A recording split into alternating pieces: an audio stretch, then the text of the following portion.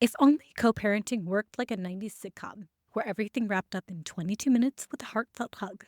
But in real life, it's messy, unpredictable, and exhausting. And if you're a neurodivergent mom, let's talk about what co-parenting really looks like when you're navigating sensory overwhelm, executive dysfunction, and a high conflict ex.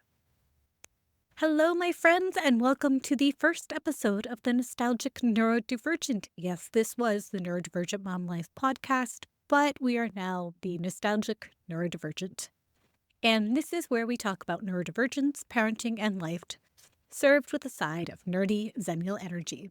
I'm Corey, and today we're diving into the roller coaster that is co-parenting when you're neurodivergent.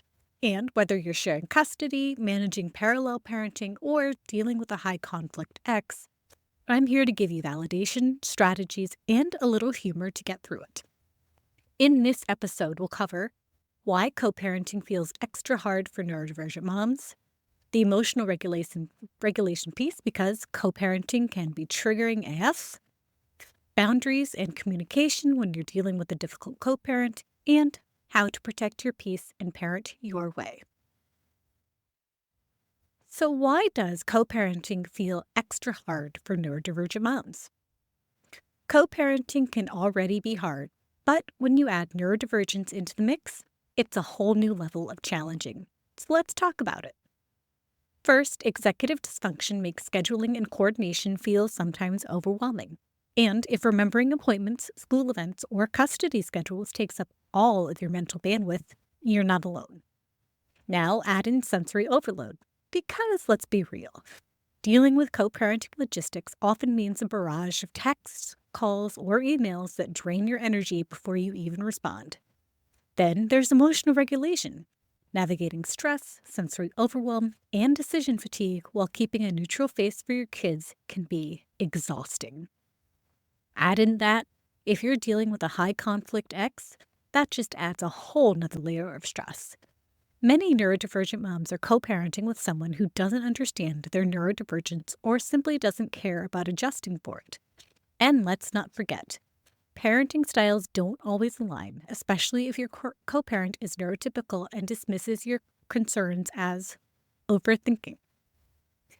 Back in the day, we were raised with because I said so parenting. Now, we're trying to break generational cycles while navigating co-parenting with someone who might still be stuck in that mindset.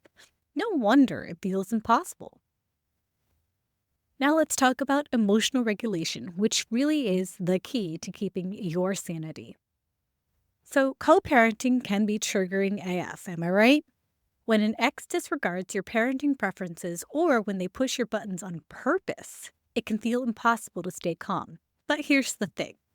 Co-regulation matters, not just for you, but for your kids. If you're dysregulated, they're going to feel it too. So what can you do? First, identify your triggers. Is it certain phrases your ex says? The way they demand things instead of asking? Knowing your triggers helps you plan ahead. Second, use your grounding techniques. Whether that's deep breathing before a call, scripting responses in advance, or stepping outside for fresh air after a stressful exchange. And finally, model self-regulation for your kids. Because even when your ex is chaotic, you can still be their emotional anchor.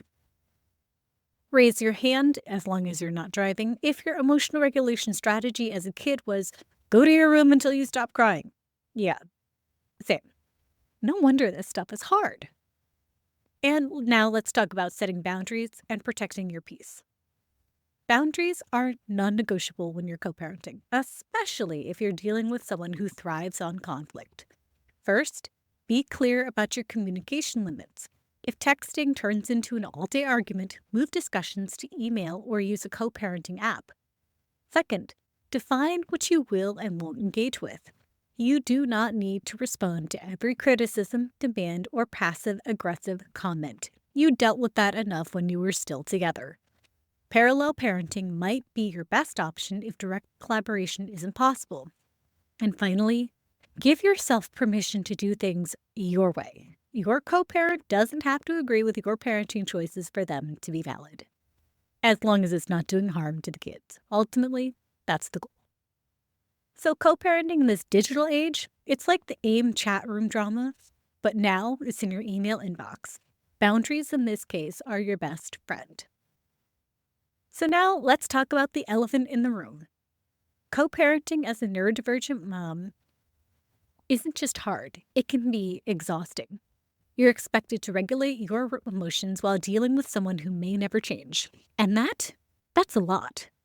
If you've ever felt like you're the only one struggling with this, I promise you're not alone. You can't control your co parent, but you can control how much energy you give them. Your peace matters, and you deserve support, not just survival.